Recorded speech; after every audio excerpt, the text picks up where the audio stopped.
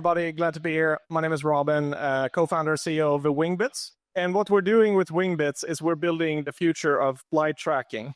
Just to give a little backstory of how flight tracking actually works. So have you ever used a flight tracking app like Flight Radar, FlightAware, or whatever? All the data you see is actually being collected currently in a decentralized fashion by volunteers.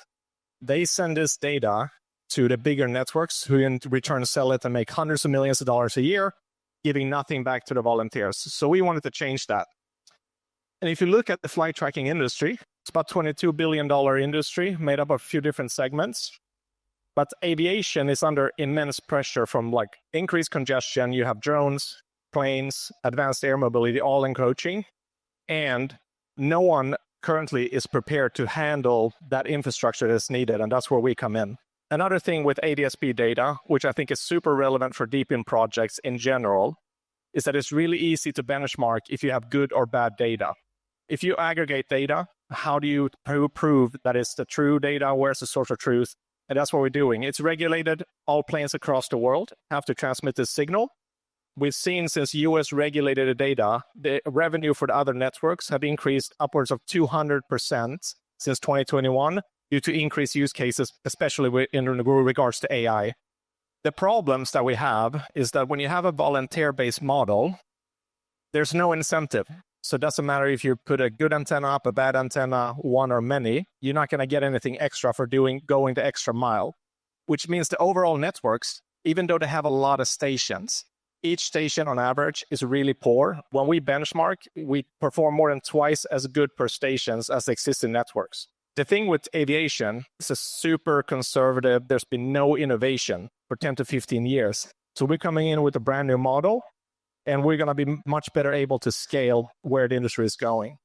So what we're doing, we use the DePIN model, reward people based on performance. We also have much more security on the network side. So that means we can come into a space that is currently 22 billion. We can provide a better model, but we can provide infrastructure that is actually better than what's feeding all of the aviation today, essentially putting us in a position to take majority market share because everything is much higher quality.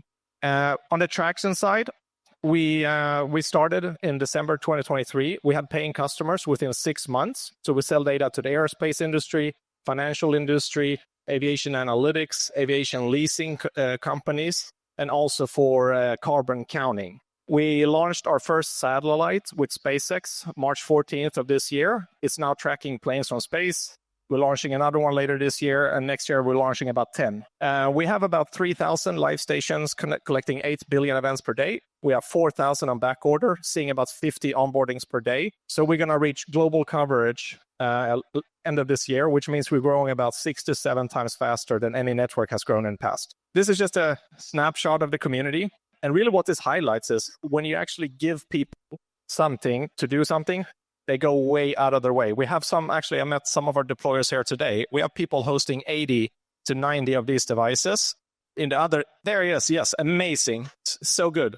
But like in the other networks, you don't get anything. There's no reason to deploy more than one. This is just a snapshot of the station deployments in US and Europe, currently focusing heavily on the MENA region, Southeast Asia, and Latin America.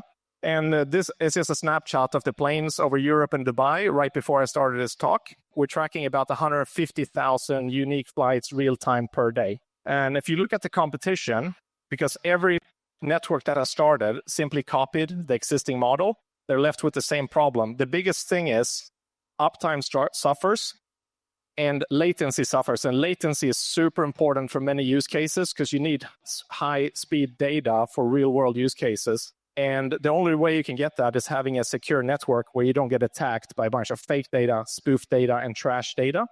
So we're in a really good position here to essentially outcompete all the existing players. Where we're focusing now is heavily on network growth. When we reach global coverage, we have about a $14 million customer pipeline we can execute on. We're going to reach that coverage end of year. We're doing a lot of platform enhancement. That's both from functionality, making it useful for travelers, but also from partnerships, essentially allowing you for many different utilities in platform, like convert tokens to air miles, fast track passes, lounge passes, but also things like eSIMs.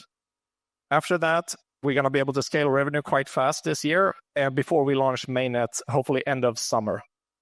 And what we do with the revenue, push 50% of the revenue back to the community for buyback and burn, put some in treasury and some to cover OpEx. But we want to make sure to find a fair model where we build with the community instead of on the back on the community. So that's pretty much it. Happy to take any questions or chat with anyone afterwards. Thanks so much for having me, Tom. Amazing event. Appreciate it. Wow. Thank you. I mean, that was the fastest presentation we had. We just have a new record here.